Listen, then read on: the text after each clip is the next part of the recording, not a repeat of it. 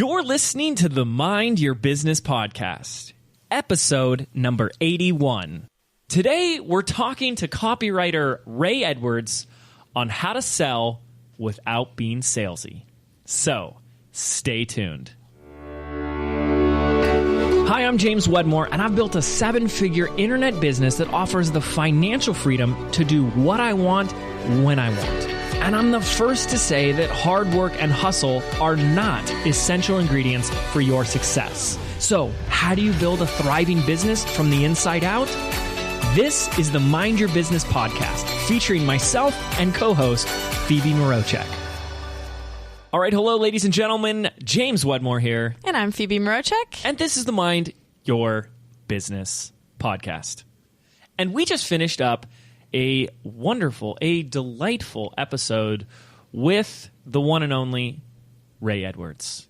I love him. I have to say, I had the biggest smile on my face as we were recording this episode. And as we concluded the episode, afterwards, we were just kind of chatting for a couple minutes. And he was like, that did not go the way I thought it was going to go. That was the first thing he said at the end of the episode. And we're like, all right, thanks, Ray. That was great. And yeah, that didn't go the way I thought it was going to go. We're like, uh-oh.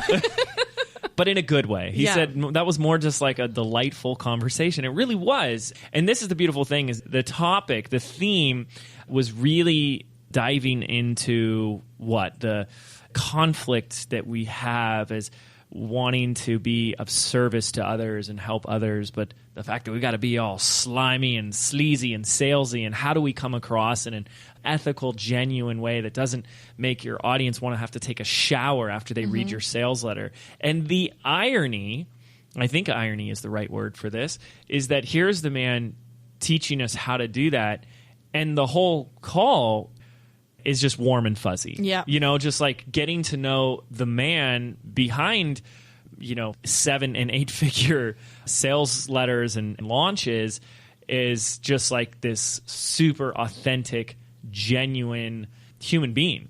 Right. It puts more hope into all of this, because you always think of people that, actually, he made a good distinction on the episode between manipulating your audience versus persuading your audience. And I just thought that was so good, because so often we're like, oh, it's so sleazy, and it's just sell, and aggressive sales and urgency and all this stuff. But like, to actually, as you said, like to kind of come back from that and see who this like jolly fellow is behind the scenes cracking jokes, and he is hilarious, and his impressions and his stories are just amazing. And it really just, for me, was it really felt natural, and it felt like, throughout the whole thing, I was like, I don't care what he's selling. I am totally buying it, because he is just a great, genuine person. Yeah. So it's not only about what notes you're going to write down in this episode and what action items you're going to take, because it's not about, here's what we did not go into in this episode. Maybe that's what he thought we were going to go into, was like, give me the framework template for the perfect, highest converting, crushing headline. And it was not that at all. But I think take notes, yes, on what action items you can pull from this episode, but also take note on just how he is and how to model that behavior and attitude and mindset, because that's just such an important piece.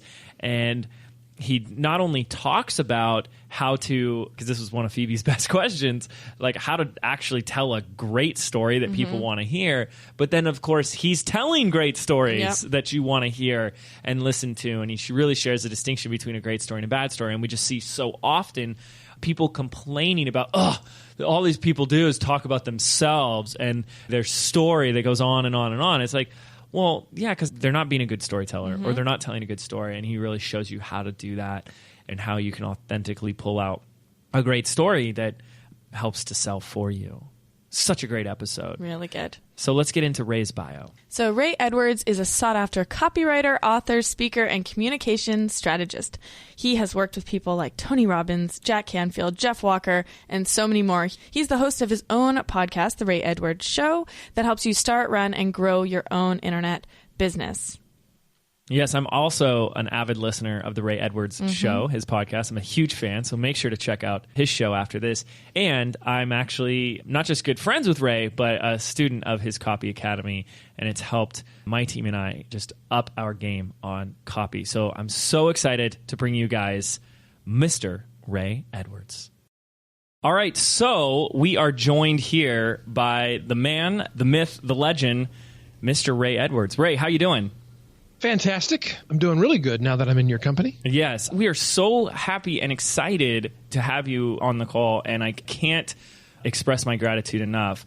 I think, I'm just going to shower you with praise and compliments right now. I hope you don't mind, but I'm a student of your program. I've known about you for years, so you really, truly are a legend in the industry.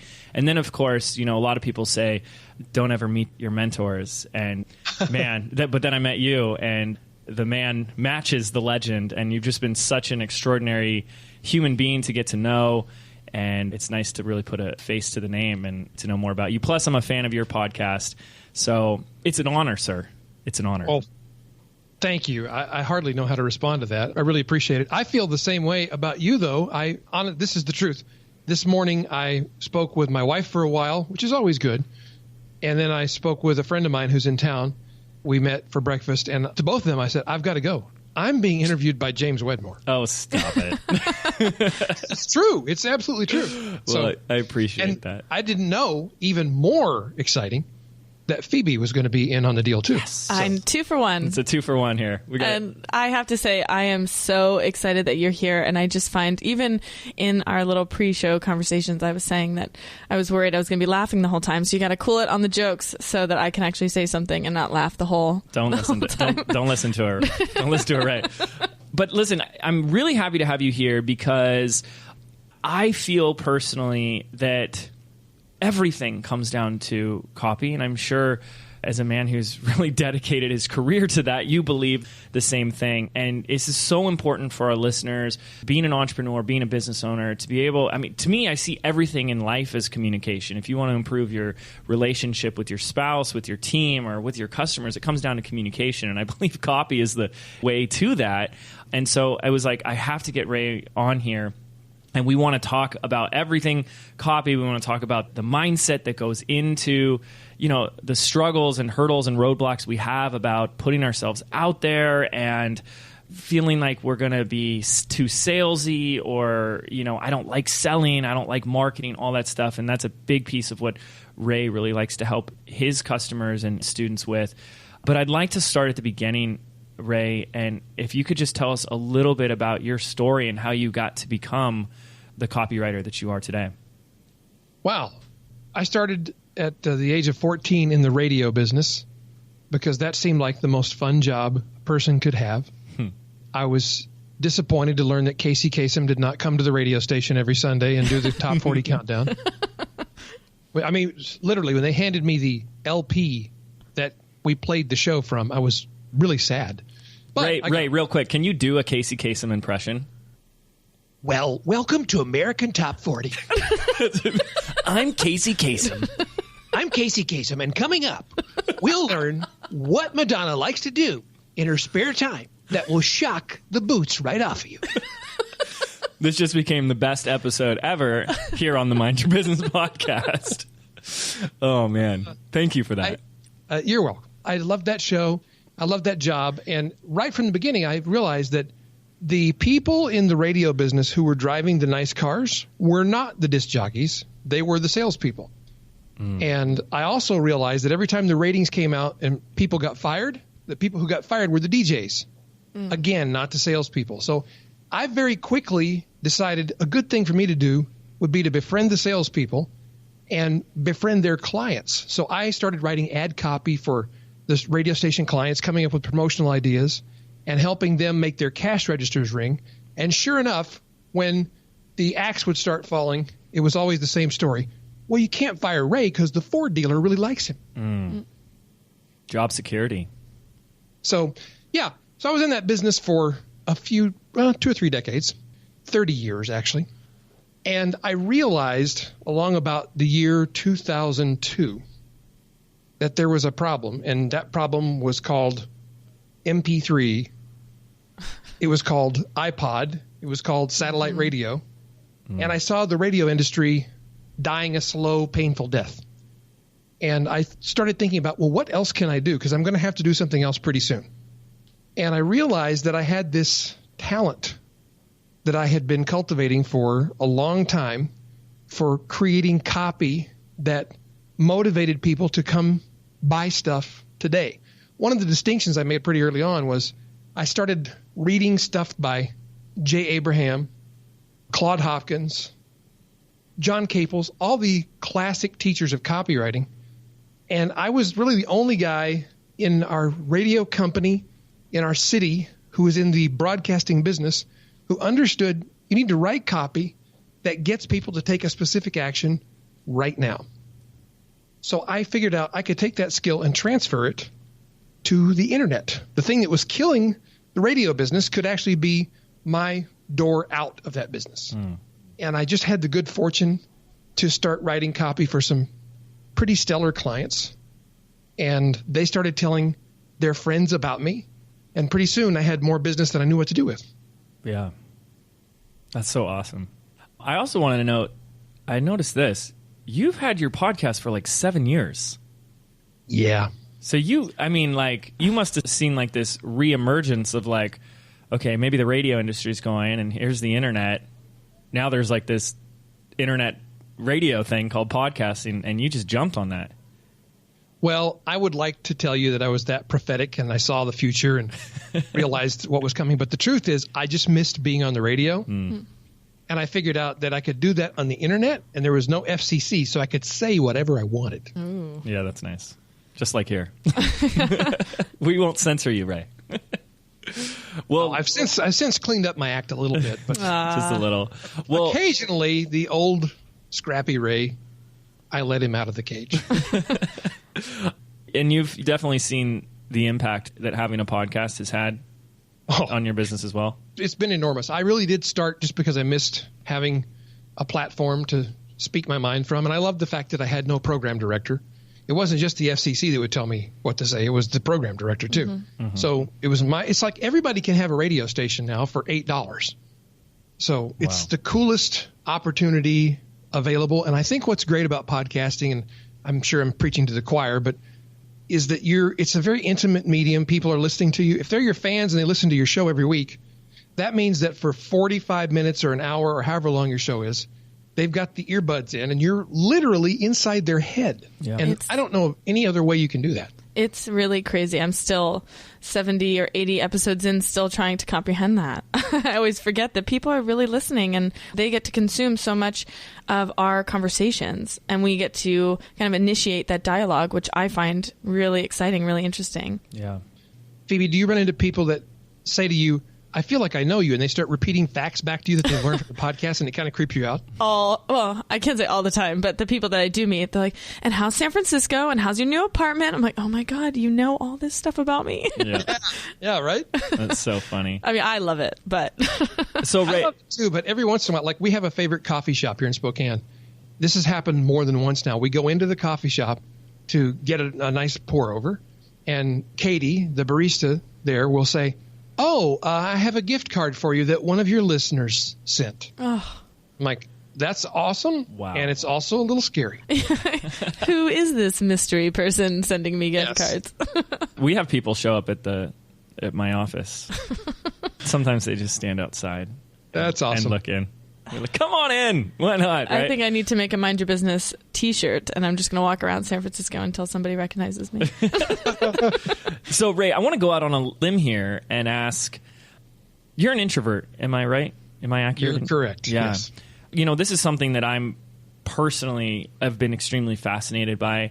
Part of my personal story is, being an introvert myself, and like kind of the conundrum we find ourselves in of like, yes, we find our skills in things like writing and marketing and strategy, but then we have to put ourselves out there. And one of the things you noted in your story is that you really got your start in this industry by writing copy for the people that were really in the spotlight. But then in doing that over time, you really created your own name for yourself and got into your own spotlight. I'm just curious to know, what has been your experience of being in this industry, knowing that you're an introvert? Has that been a struggle, a gift? What's that like for you? It's both at different times. Yeah.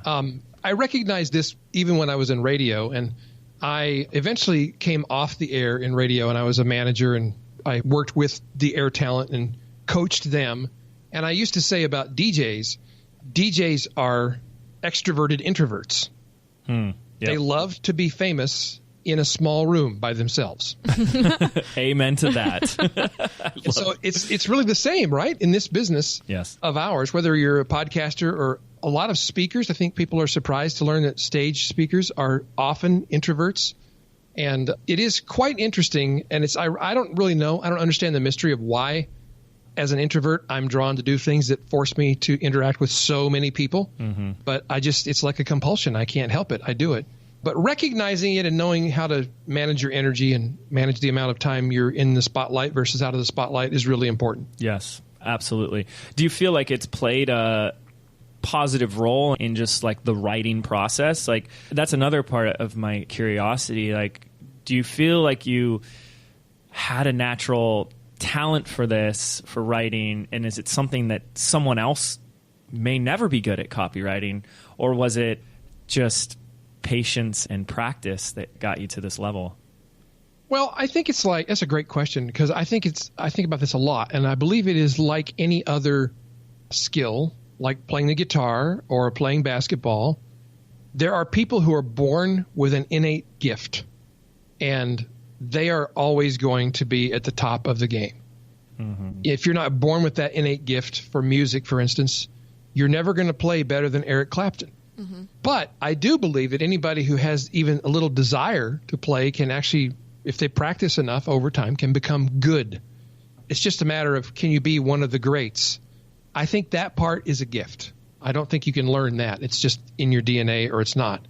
So that being said, writing is a skill that I think if you have the basic talent, I mean, you can put together a sentence and then a paragraph and a page, then I believe you can go from being a terrible copywriter to being a good one, a competent one.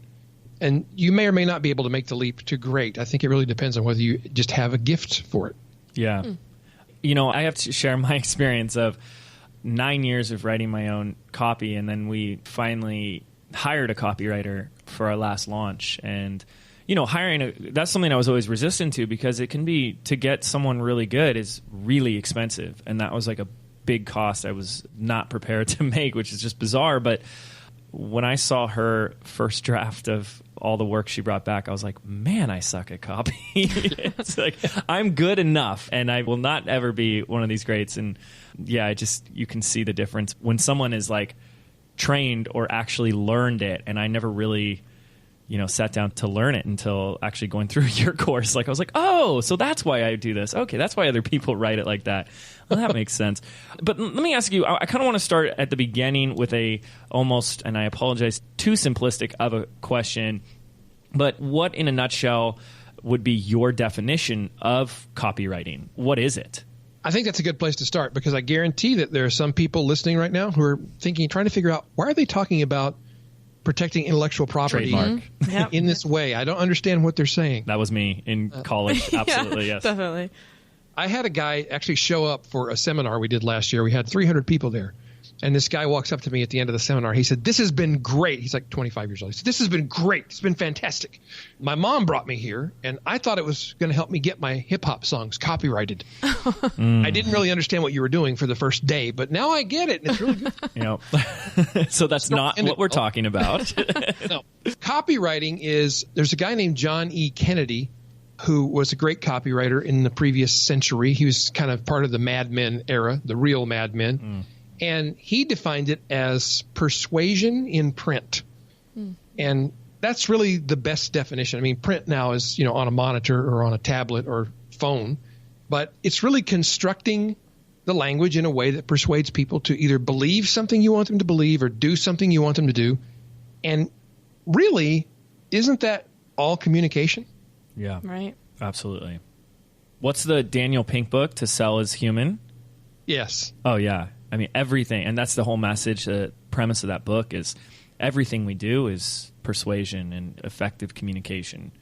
That's just like a perfect bridge then, segue to, I think, what I see a lot of people struggling with, and that is maybe a ethics or morality or a feeling of needing to take a shower after pitching or selling or writing copy. And I would love your take on this, because I know this is something that you speak to so much. What do you say to someone who's the entrepreneur starting an online business or just getting started, and they still have that resistance to selling? They think it's slimy or yucky. They don't want to be salesy. What's your message to them? Well, first, you must learn to sell, and then you must do it. Because if you don't, you will be eaten alive and you'll no longer be in business. Mm-hmm. Yeah. That's just how it is. There is so much noise in the marketplace, and it's so easy for people to have a voice now. It used to be you were only competing with the people who could afford to advertise on TV, radio, or newspaper. Right. Now there's this incredible and frustrating and frightening medium called the internet that has all these different manifestations. And if you can't figure out how to get your voice out into that medium in a way that is distinct and persuasive and gets you noticed, you're just dead. So you've got to do it. And then the next point I would make is it's very possible to be persuasive and communicate in a way that sells and be a total, absolute slime bucket. There's a lot of examples of that. They're available. If you want to learn how to do that, you don't have to look very far for examples. Yeah. It's also possible, and this is what most people don't realize, it's also possible to sell in a very humane, heart-centered, coming from a place of service way, and working toward and believing in your heart. It's not just a position that you take. It's not just a slogan that we use. I believe that the most effective selling is that kind of selling where you actually care about the people you're selling to. You want to make their life better with your product or your service or your idea. And if it's not right for them, the last thing you would do is take their money. Right. Well, let me stop you right there, because I can feel what the most extreme but objection would be to something like that. Well, Ray, if you really cared about your customer, why wouldn't you just give it to them for free? How would you respond to that? Well, it's really simple, because if I did that, eventually I would be living in a cardboard box under a bridge. Mm-hmm. I would starve to death, and I would be no good to anybody. It would be no help to anybody. It's a valid question, but it's almost like a child's question, and the child hasn't thought all the way through the ramifications of what they're saying. Yeah. Because I want people in the world to want more money. And I'm not about greed or avarice or the love of money or worshiping money as an idol, but I do believe that it's good for people to want more money and more success, because if you gain that and you gain it over the long time, over the long haul, it means that you're serving other people. They won't keep giving you money if you're not helping them. Yeah. And that means that you're empowering them to go serve other people. And the more people who are more successful, who are making more money, the better the world gets, which is evidenced over the last couple hundred years. And you see evidence of it. And there's a book out called The Angels of Our Better Nature, which shows statistically how the world is getting better and better. And this is a huge part of it. So I would say you can give some of it away for free, but if you give it all away for free, you don't have a business. You have a charity, and eventually you run out, and then you're not helping anybody. Yes. And there's a whole piece, and I know you resonate with this because you must have had many experiences with this, but people just don't value what's for free. There's something magical that happens when someone puts skin in the game and steps up to say, okay, I'm going to invest this money in this because I'm really investing in myself. It's so true. It's one of the reasons why, in the industry that we're in, there's a somewhat common practice that when people are recruiting others to promote their products, they'll often give the product away for free to the people who are going to promote for them. Yeah. I always refuse to accept it. I buy it if I'm going to promote it, because I want to value what the other person has created, and I know that I won't value it as much if I get it for free. Yeah. That's amazing.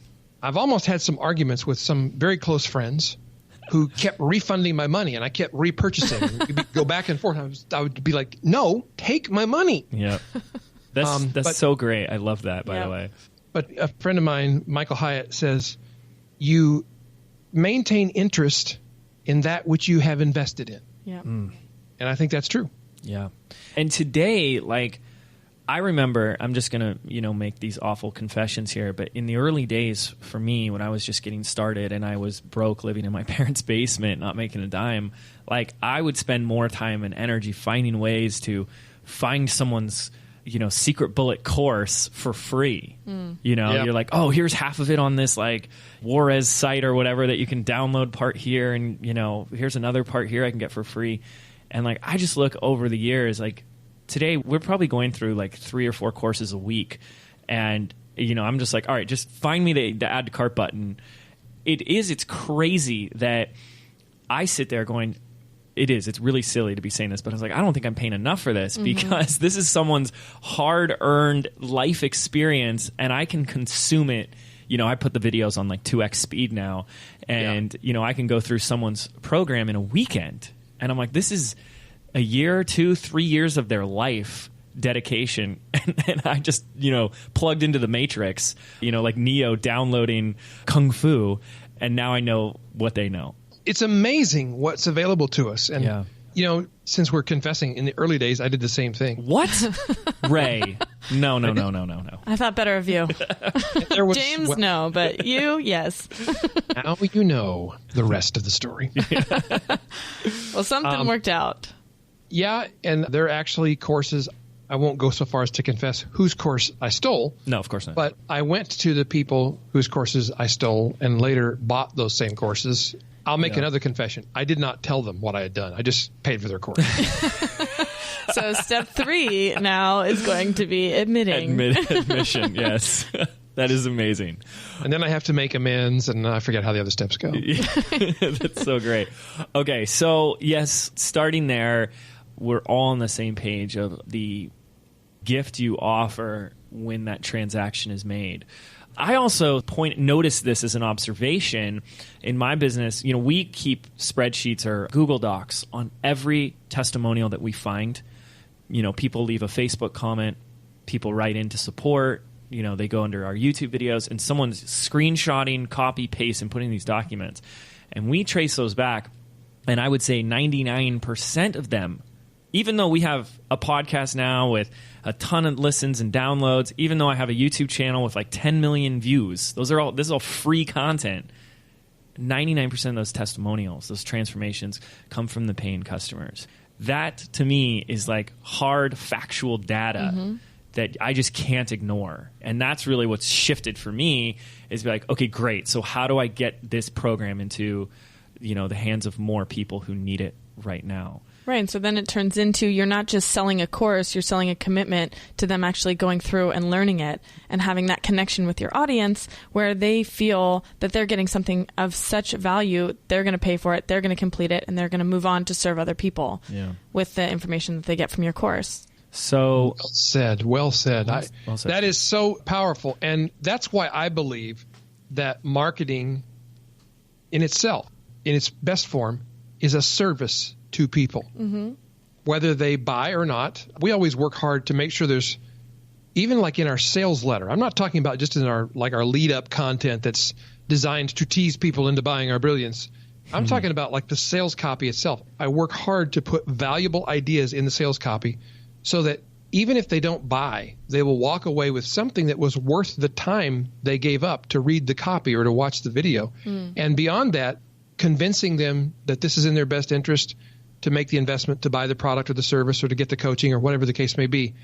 That is a powerful service that will make their life better. And so our slogan that sums this up is marketing is something that we do for people, not something we do to people. Definitely. Yeah. Well, and I think also if I've been reading through a sales page, there have been a couple situations where I'm going to buy a course and I'm reading through and I'm like, I really want this course. I don't want it right now. It's not going to help me right now.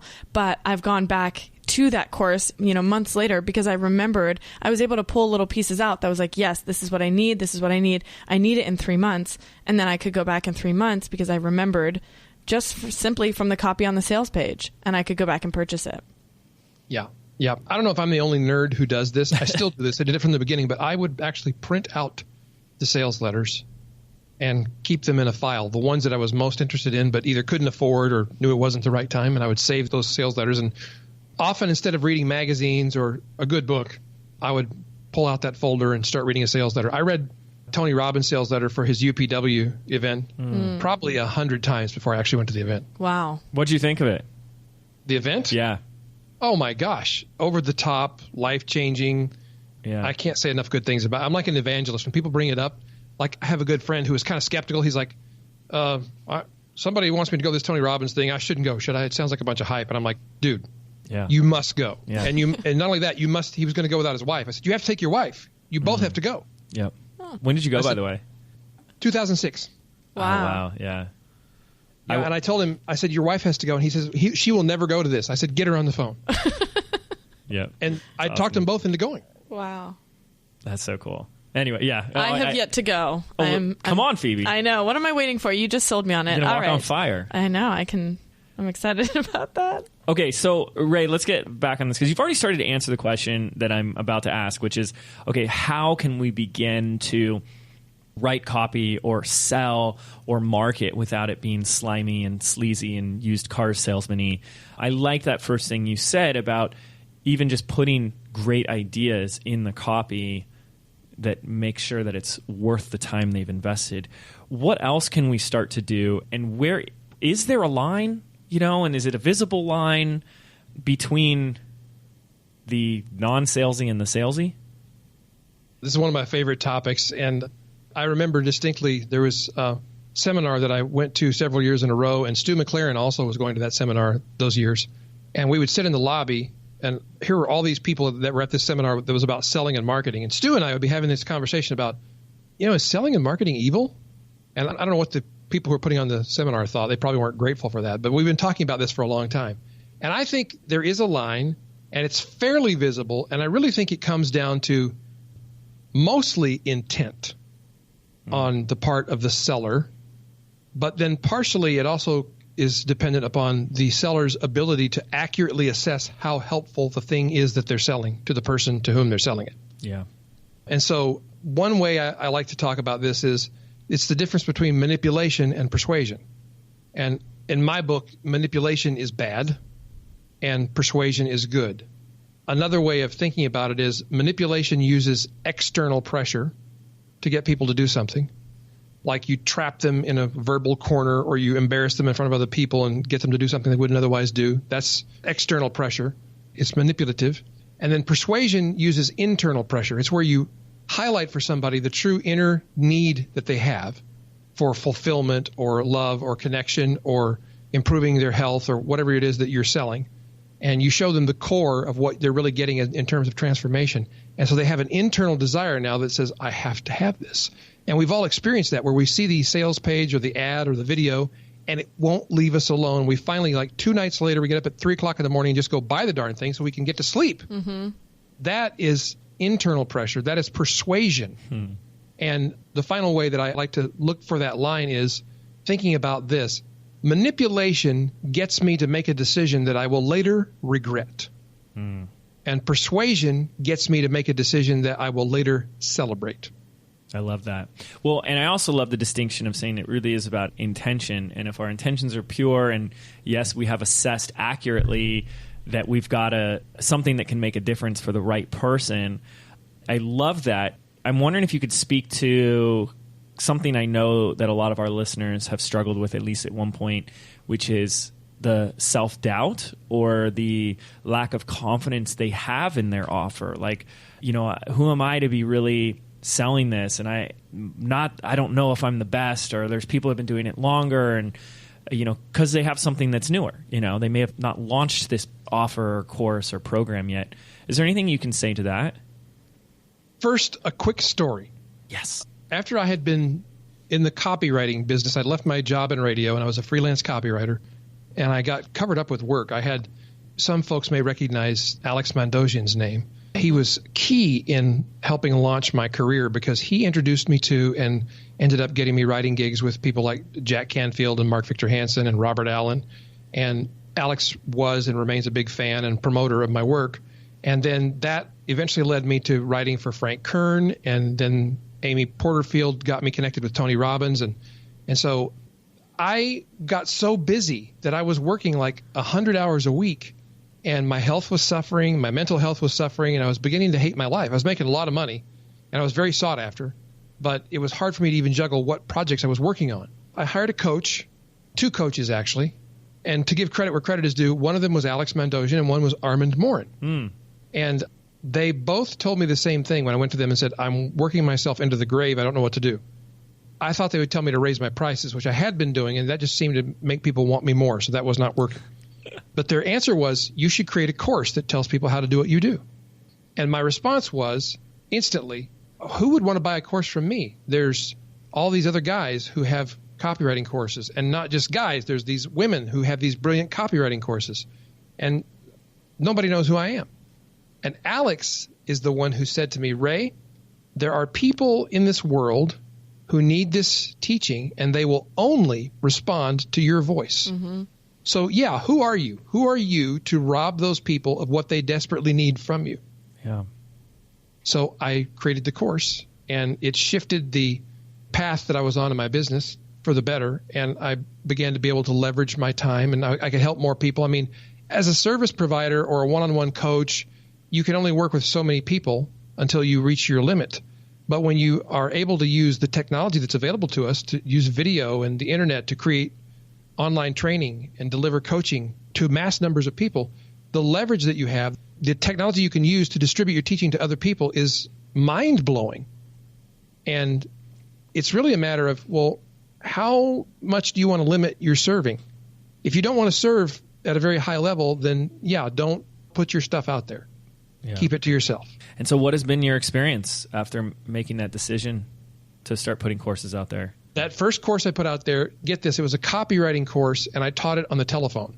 Yes, like instant teleseminar or something? It's instant teleseminar. That's exactly what it was. Wow. It was 8 phone calls, and I had a PDF for each lesson, and I launched it in 2007, and I made $85,000. Wow. Selling telephone calls, which just blew my mind. And then from that, recorded them, obviously, and I turned those actual recordings into a course. And for several years, it was just recordings of the phone calls and transcripts and the PDF files. And I made approximately another $2 million off that course. Wow. Ray, why weren't you doing webinars back then?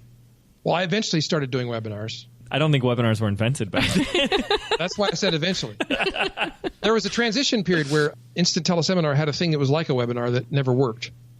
Did you put slides up on the screen? Yes, you could put slides up, yes, but you still call in or something? Yeah, you had to call in, and then usually what happened when I tried to use it was I would be like on slide 13, and it would be stuck on slide 1, and people would be going crazy like, I only see the title slide. Kids these days just don't know how lucky they have it. No, the kids these days, get off my lawn. Yeah. This is a neighborhood. Amazing. Okay, so my favorite sentence is when Ray says, let me tell you a story. Because you shared at our mastermind a really powerful segment where you started with a story and then really spoke about storytelling. And I'm wondering if we could dip into that for a little bit. Really, I know what you're thinking. It could be an entire episode on its own. But can you speak to a little bit about how we can use storytelling in our marketing and what that really does for us in our offers? Absolutely. It's one of my favorite subjects, and you must use storytelling because it's the most powerful way of communicating and persuading. And if you think about the greatest influencers in history, they were all storytellers. Mm-hmm. Jesus didn't preach long 10-point sermons. He told stories. In the Bible, they're called parables, but they were stories, and they're remembered to this day. And other great teachers throughout history, Buddha, Siddhartha, the great authors, Martin Luther King Jr., all these people who changed history did so by telling stories. And the reason is our brains are wired to respond to story. And now, that's been a theory for a long time, but now we have these things called functional MRIs where we can scan the brain and see what's happening inside your brain while observing and using stimuli outside the brain, like showing you pictures or telling you a story, and we can see what parts of the brain light up. And interestingly enough, this is a two-edged sword. When you're being told a story or when you're watching a story, the part of your brain that lights up is the part that handles imagination, visualization, and so forth, and feelings and emotions. And the part of the brain that shuts down, that goes dark, is the part that handles logic. So think about the power of that to persuade. If you want to persuade somebody, you tell them a story, and they shut off the logic part of their brain and listen to your story. And it's dangerous because you could use that to manipulate people very, very easily. And it's been done by scary cult leaders throughout history. Yes. It's also been used by great leaders in business, in politics, in nation building, in spiritual areas to change lives for the better. And when you use it for a good reason, for a good purpose, you're telling the story, and your purpose in shutting down the logic area of the brain is not so you can get people to do something stupid. It's so that you can, for a moment, quiet down the skepticism and the cynicism, which cynicism is just fear. That's all it is. You're just afraid. You've been hurt before. You don't want to be hurt again, so you pretend to be cynical. But you can shut all that down and open up their heart and their mind to hearing a story. And then when you stop telling the story and you get back to giving the details of your offer, for instance, the logical part of their brain lights back up, and they can evaluate that in light of the facts now. But they now have a different perspective on what you're talking about. So it's very important that you do tell stories. Let me ask you this. What do you believe makes a good story? What ingredients do we need to tell a good story? Yeah, because I've seen some bad stories out there. Exactly. And it's just they don't tie into it, or there's no punchline, or, what, in your experience and with all of your experience, what do you believe are the key ingredients to a good story? Well, I have a quick answer, and I'll tell you, I really got tuned into this when I started reading Joseph Campbell. Everybody's probably heard of The Hero's Journey, which is his story of this, what he calls the monomyth. It's the one big story that's told over and over again. It's the same story that's in Star Wars and in The Lord of the Rings and in the Avengers movies and in Tommy Boy. It's all the same story. And the guy who I think has done the best job of summarizing this in a short, memorable way is Donald Miller. And he and I have become really good friends. He has a company called StoryBrand, and we're working together on a couple of projects right now. But Donald's way of describing how to tell a good story is this. It's so beautiful and elegant. It's one of those things that when I heard it, I thought, dang, I wish I'd thought of that. Here's how to tell a story. A story has a character who has a problem, who meets a guide, who offers a solution and a plan, and the character either follows the plan and enjoys success or does not follow the plan and has failure. That's how to tell a story. Yeah. I love that. It's very simple. And the key to remember is when you're telling a story in your selling process, you got to be sure that the story relates to your listener. You're not the hero of the story. They're the hero of the story. Absolutely. Oh, it's so true. And I think something we see is people trying to not step into that guide role, right? They kind of want to be, they either want to be the hero themselves or they want to say like, hey, we're going to do this together. Yeah. And I just feel like it is so important that, no, you have to be the guide because that's what they're seeking. You're right. And here's the tricky part of that, James. Yeah. You have to also be able to tell stories about yourself that activate the inside stories that people have about themselves. And I'll give you, for instance, that happened earlier in this show. You started talking about how in the early days you were trying to find ways to get those courses that you wanted for free. And I acknowledged that I had done the same thing. And we were telling that story. And I guarantee there were people listening, probably, maybe even you. Yes, I'm talking to you. You went back to a place where you remembered, oh, I did that too. Yes. And you were no longer hearing James's story or Ray's story. You were hearing your story. That only comes when you tell a vulnerable, powerful story that has a deep emotional core. And people are afraid to tell those stories. They only want to tell the stories that make them look good. And those are the ones that are the least useful. What I shared in that mastermind meeting was the story you should tell is the one you're most afraid to, the one you don't want to tell. Yes. Yeah. So, but I think that ultimately answers the question that Phoebe is asking, is that what makes a great story is the one where it transfers, your story transports them into their own story, where they're thinking about their own journey. And you're right, there is an art to that. And I experience in movies and TV, like when I see myself doing that, and it's just, it's nice to have an appreciation for it. But yeah, that's powerful. Now, I will warn you, if you get too deep into studying story, it'll be hard for you to watch movies and TV shows. Yeah. especially with other people, because you'll be saying, okay, here comes the turnaround. Yep. Yep. Well, I took my first semester at college. I went to film school, and we took a class called film aesthetics. And the entire semester was watching films that we'd already seen on mute, no sound. And you're watching for the editing, you're watching the pacing, the framing, all that.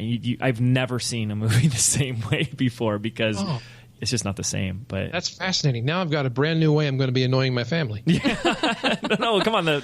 The music's overrated. Turn it down. Yeah. Well, it's so great. And I just remember when you spoke on this, there was you said something, you shared a story where you stole a motorhome. I remember that. And the thing is I can probably tell you nothing else about, I have notes, but I could tell you nothing else I learned from 2 or 3 days of that meeting with the mastermind, but I can remember your story. And then you said something else that was so beautiful, is that there's a theme or a message tied to the story. And the big takeaway that I still remember, it's just crazy. It's only 7-8 months ago, but still, a lot of stuff happens in 7-8 months. I can't remember everything, but I remember that. And I remember your message and your assignment for us was to write down a list of all these stories or events that have happened in your life and start to connect them to the theme or message that you can share with your audience. And it was I think you anchored that in because you demonstrated it in a story of your own, to demonstrate the power of stories and how much we can remember a story versus retain information on a webinar where it's the 7 strategies to blah, blah, blah. So it's just beautiful. I love it. That was actually going to be one of my questions, is how do you create your stories? Do you create your stories through, obviously I was not there at that presentation, so I don't know, but do you create your stories by creating a bank? You have your 10 stories, you write them all out, and then you connect the dots within those stories? Or do you sit down in front of your computer when you have to write a piece of a sales page, and then you're like, okay, so here's the hero's journey. This is what I want them to feel. When was a moment in my life when I could relate to this? What was a story then? Which part, or is it a combination of the two? The worst way to try to get a story to fit into your sales copy is to sit down in front of the computer and think, okay, now I want them to feel what they should feel in order to buy this product. So what story do I have in my life? Let me think of that. Some people call that brainstorming. I call it brain squeezing. Mm-hmm. You just squeezing your brain, trying to get something out of it. Yeah. And the brain refuses to cooperate in those moments. So what I do, because I'm a word nerd, I've done this many times. I make many lists because you have more than 10 stories, Phoebe. I guarantee you have dozens and dozens and dozens of stories. And every time a new story occurs to me, I jot down something that will make me remember what the story was about, like stole a motorhome. That's pretty good. Tried to go to Canada, didn't make it there. That's another story. I've got many of them, but I keep them in Evernote. And I put the title of the story in as the name of the note in Evernote. And I may put in a couple of bullet points just to remind me what I was thinking about when I thought about that story. Because sometimes you can think of the name of the story and you go back and you go, I don't even remember what that was supposed to be about. Mm-hmm. Like I had one that was swinging tire by the river in Kentucky. Well, that's a great picture, but I have no idea what the story was that went with that because I didn't write anything down about it. But if you can get the bullet points down so you remember the story, you're like, oh, I remember what happened with the motorhome thing. It's not what it sounds like initially, and there was a reason that I ended up having to take that motorhome, and I thought it was a good reason. And so I jotted down a few bullet points in my Evernote note, and then I tag the story with the things, the lessons or the themes I think are appropriate. That story could be used to illustrate, like responsibility, like making tough decisions in the clinch of a scary moment, like owning up to what you did. So there's 4 or 5 themes that could be illustrated by that story. And so you begin to build up this bank of stories. And then when you sit down to write the sales letter and you need a story that embodies courage, you just go to Evernote or whatever system you use. It doesn't have to be Evernote. And you type in courage, and every story you've put in your bank that has that tag pops up. And now you've got 10 stories to choose from.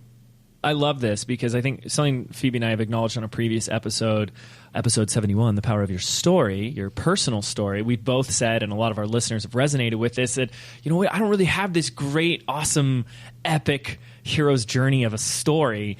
But what this does is and I did this, by the way, Ray told us to do this, and I did it. And I didn't use Evernote, I used Trello, but, that's besides the point. And I came up with a list of stories, and you get in the habit of it, like he's saying, and it really softens it to say, well, wait a second, maybe I don't need this epic tale, but I have so many of these smaller, detailed stories that maybe don't have anything. A lot of my favorite stories are the ones that don't have anything to do with my business journey, but really like other areas of my life. And recently I told a story during one of our launches about my wife, when she was my girlfriend at the time, about how she almost broke up with me. And, we actually tracked the conversions from that email. I told that story in a video, and it was our highest performing email and video of the entire launch. And it just goes to show you, how powerful that is. And that is a testament to you, Ray, because I would have never even thought of that story. I wouldn't even have thought to catalog or bank that. I was just not in that mindset of seeing my story as something worthy to share. Mm-hmm. Well, and it's those small slice of life, seemingly small slice of life stories that people relate to. Yeah. It's harder for them to relate to the big, grand, epic story, especially if you're the one telling it. Let me tell you of my grand adventure. Yes. As I went to Tibet to find the meaning of my life. People, that's a good Brad Pitt movie, but most people don't relate to it. Yeah. Not in their deepest personal place. So I really encourage people to make a list of all the personal stories they can think of, and I just use prompts. Think back to what happened to you in grade school, what happened to you in middle school, who did you have a crush on, did you play on any sports teams, were you never on a sports team, were you always picked last, were you the teacher's pet, do you have stories about your family, did you have an intact family or did you have a broken family, what was that like, did you have siblings, did you have arguments, did you have fights, did you get in trouble with the police, did you not get in trouble with the police, were you in scouts? There's so many prompts. What about ethnicity? Do you have stories that relate to your race or the country where you were born or where you live or with the religion you grew up with? Maybe you're not part of that religion anymore. There's just so many sources of these little stories. I have an acronym that I give people, and I suggest that you bathe in your personal stories. And by bathe, I mean B stands for brave. Tell a brave story. A stands for authentic. So don't make stuff up. Tell a real story that really happened to you. T stands for transformation. The best stories are the ones that transform you, and not necessarily in a big way. It could just be that maybe one time in school you were the bully instead of being the one who was bullied. And when you saw the other kids start crying, you realized how terrible being a bully really is. And it cultivated compassion in your heart. That's a transformation. Ask me how I know that story. Oh. Ray, is it something you want to talk about? I think I've said enough. The H stands for healing. Stories can be healing.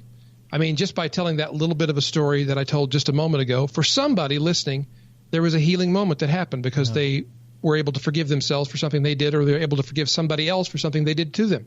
And then the great stories that you can tell, even about small things in your life, are the ones that encourage. So brave, authentic, transformation, healing, and encouraging.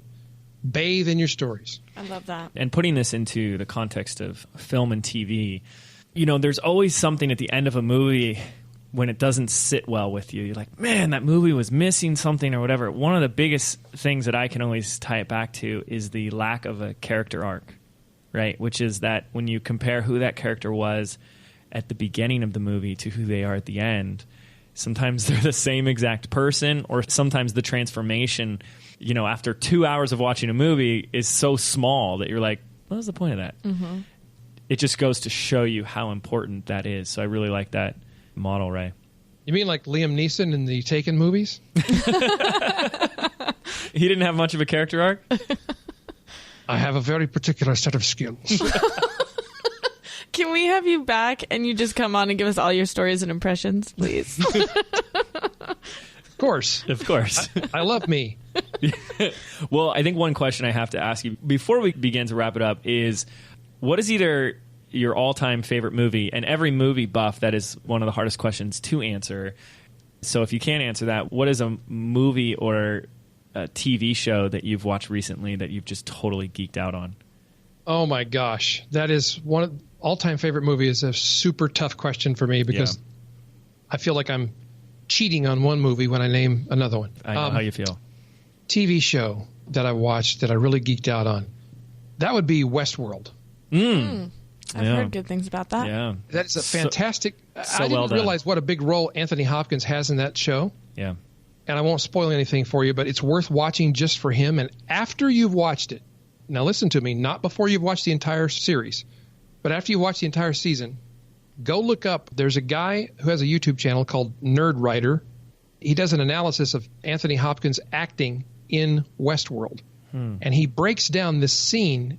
He breaks down every facial expression, every pause, the cadence, and he shows you what Hopkins is doing during the scene, and it blew my mind. Just blew my mind what that guy was, because Anthony Hopkins, when he's interviewed, he has this thing he always says. He says, I just learned my lines and show up. And it makes it sound like I'm just going to read it. I have this great voice and this great accent, so that's all I have to do. Yeah. I discovered through this Nerd Writer guy, he showed the clip where Anthony Hopkins actually told what he really does, which is he reads every script like 200 times. Wow. So he internalizes it. It becomes part of his DNA, and he shows up on the set, and he's able to masterfully turn a phrase or a pause into a punch in the gut. It's really amazing. Because he's not thinking about it at that point. It's just... It is him. It's him. Yeah. Yes. From a film standpoint, it's such a well done, the acting, the cinematography, everything is so well done about the show. The hardest thing for me, and I don't know about you on this, but to get into the characters that are not human was really a challenge for me. Did you have that experience at all, Ray? That's what I've been dying to ask others. It was a little difficult for me, but I had a doorway that helped me with this problem. This is going to show what a geek I really am. Yes, please. I'm a huge Star Trek fan. And if you know Star Trek very well, and you look through all the different versions of the show, the original series, the Next Generation, Voyager, Enterprise, all the different versions, they always deal with these deep issues about humanity by using the non-human characters. So it was always Spock, who had no emotions, that they used to talk about emotion. It was always Data, who was a robot, and he wanted to have feelings. He was Pinocchio, right? Yeah. He wanted to be a real boy. And they used him to talk about humanity and what makes you human and what makes for feelings. So I'd already experienced that and identified it. So when I watched Westworld, I was able to say, okay, this is what's happening. And it becomes apparent as the deeper you go that that's what's happening. Well, that just blew my mind because I was not even looking at it like that. Wow. Well done. You look a little stunned. Ray Edwards, the radio show host, the introvert, the copywriter, the philosopher, the movie buff, the comedian. Try summing that up in a positioning statement. Yeah, right? This has been awesome. And again, I want to stress to our listeners, our entrepreneurs and business owners out there, how crucial, how essential the skill and discipline of effective copywriting and effective storytelling, or as I like to say, story selling, is, and the role that plays in attracting the right customers and creating that transformation for our customers' lives. And I just want to encourage you guys to begin learning it, and I want to make sure I bring you the best in how you can start learning that. So, Ray, I know you have something really exciting going on, some free training. Can we talk about that real quick? Why?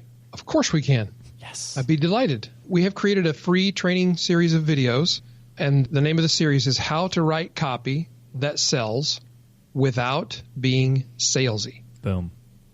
That's what everybody's afraid of. Nobody wants to be a carnival barker or a door-to-door, nobody wants to be the person knocking on your door at 7 o'clock at night during dinner with a vacuum cleaner to sell you. Yeah. And the good news is you don't have to be. There are ways to communicate very powerfully and very persuasively. And in this series of videos, I give you some of my most valuable, most powerful tools, absolutely free. You can take them and use them. And I've had many people share with me that they took the techniques that I teach in these free videos and they made a lot of money with it. They came back and they said, do you do coaching or do you have a program I can become part of? Because I made X amount of dollars with the free stuff that you gave me. So I encourage you just to take a look at this training series, and I assure you that if you'll put it to work, it will work for you. Yes, absolutely. I'm so excited to go through this. I'm already a student and customer of one of your online programs, the Copy Academy, and we've gone through the whole thing forward and backward and used it for the last 2 or 3 of our launches now. So I absolutely love it. Plus, it's always wonderful listening to your voice in the videos. So that's an added perk, Ray. But we'll have the link to this free video series in the show notes. Otherwise, you can head on over to mindyourbusinesspodcast.com/Ray. That's /RAY. Ray, thank you so much. I got to ask, is there any last minute words of wisdom, advice, or thoughts for our listeners in the realm of copy, marketing, or selling that you would like to share before we call this episode complete? Yes, there is. I will quote the great, revered sales trainer, Zig Ziglar, who said, "Timid salespeople have skinny kids."